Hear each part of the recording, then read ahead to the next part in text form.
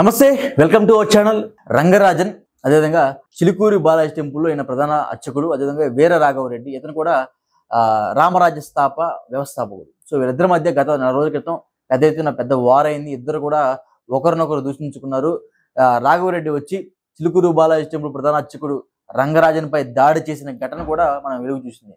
So యాక్చువల్గా ఏంటంటే ఆ సమయంలో రంగరాజన్ పై దాడిని చాలా మంది ఖండించారు. అదేవిధంగా ఇరు రాష్ట్రాల ముఖ్యమంత్రులు కూడా అతనికి ఫోన్ చేసి పరామర్శించడం జరిగింది. దాని తర్వాత చాలా మంది పెద్ద పెద్ద నేతలు కావచ్చు, లేకపోతే పెద్ద పెద్ద పూజారి సంఘ నాయకులు కావచ్చు, అందరూ కూడా రంగరాజన్ వెళ్ళి పరామర్శించారు.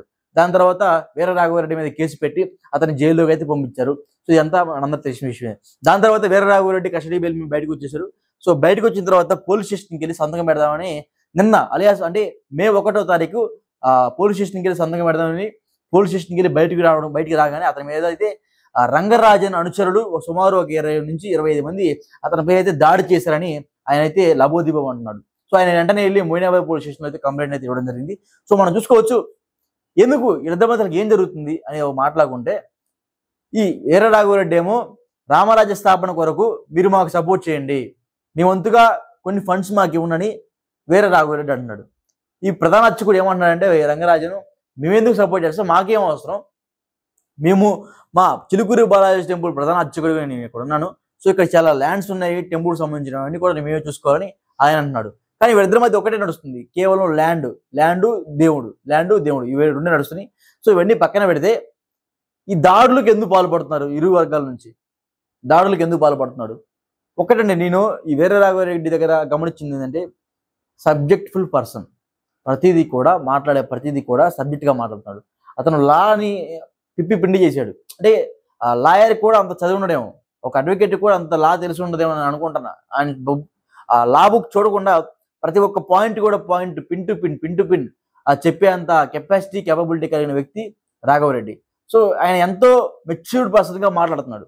సో అలాగనే రంగరాజన్ కూడా అట్లానే మాట్లాడుతున్నాడు. బట్ ఏనంత కాకపోయినా సరే, సో ఆ టైంలో వీర రాఘవరెడ్డి సంబంధించిన కొన్ని ఆడియో కాల్స్ కూడా వైరల్ అయ్యాయి.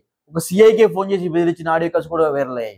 సో ఇప్పుడు ఏంటంటే, ఈ వీర రాఘవరెడ్డి పైన రంగరాజన్ అనుచరులు సుమారు ఒక 20 మంది వచ్చి అతని మీద దాడి చేసి చిత్రహింసలు గురి చేసి కొట్టారని మొయినాబాద్ పోలీస్ స్టేషన్కి అయితే వెళ్ళి కంప్లైంట్ అయితే ఇవ్వడం జరిగింది. సో యాక్చువల్గా దానికి సంబంధించిన విజువల్స్ కొన్ని ఉన్నాయి, మనోడు పక్కనే చూడండి ఒకసారి.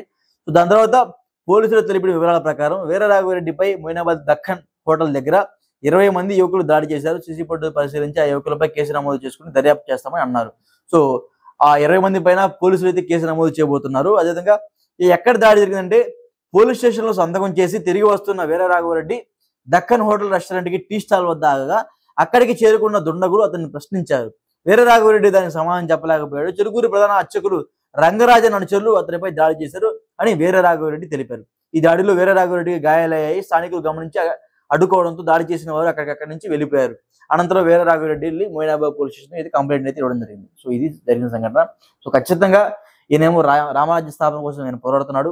ఆయనేమో చిలుకూరు బాలాజీ టెంపుల్ ఏదైతే వెంకటేశ్వర స్వామి ఉన్నారు దానికోసం పోరాడుతూ ఉన్నారు. అదేవిధంగా ఆ టెంపుల్ సంబంధించిన భూముల కోసం కూడా వీళ్ళిద్దరూ పోరాడుతూ ఉన్నారు.